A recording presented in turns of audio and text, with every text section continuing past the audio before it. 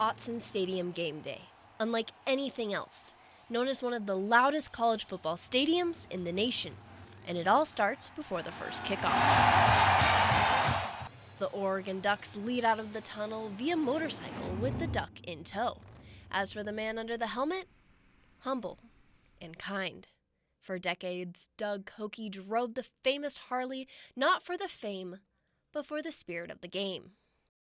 Nobody even knew who it was under that helmet, and that's just typical of my dad. It wasn't until around 15 years after he'd been leading the team at the games that he became unmasked.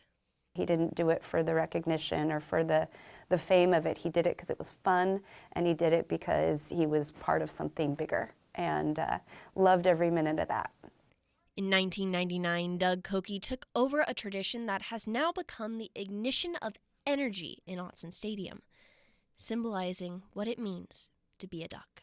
He showed us by example. He was extremely generous. He had a twinkle in his eye like nobody else, and just wanted to have fun and wanted everyone around him to have a great day.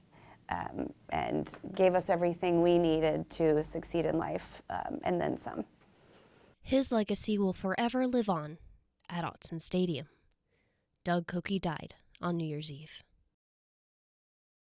And we've really taken comfort in how many people have reached out and just shared stories of how his love touched them, and what they remember about him, and those things, those memories, they will last forever, and we'll carry them with us forever.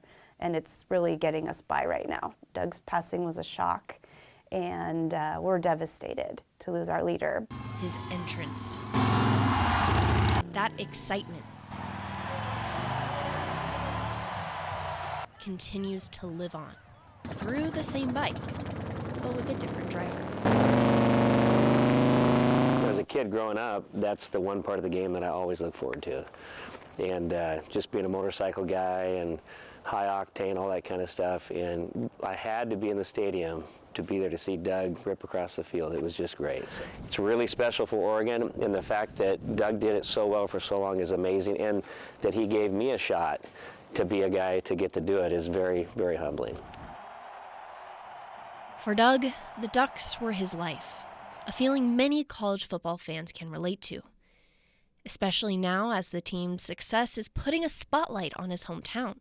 Doug has been a Duck supporter since before the Ducks were on the map. There were many, many games we went to where there was nobody else in the stands, it seemed like, and our parents, their seats are on the 50-yard line, and they bought us GA seats, and they could see us running around in the end zone because there was no one else there. And so we've been through a lot of the times where it wasn't on the map as well. There was one incident at Autzen that garnered some attention. It was the first game after the stadium expansion, and the timing was a little bit off, so my dad rode the bike too close to the coin flip, and they gave him a flag. So I think it's still the only non-player, non-coach to ever get a flag. The attention, any attention. He hung up his helmet, 23 years at the helm. Was never his goal.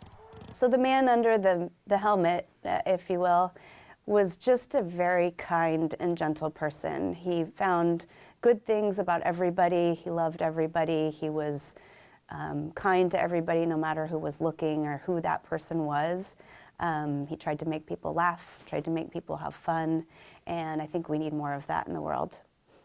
Doug was a very, very great man, and we're going to miss him very much. Doug Koke, the man under the helmet, said to be a great leader, family man, and friend. Reporting in Eugene, I'm Gabrielle Bowman.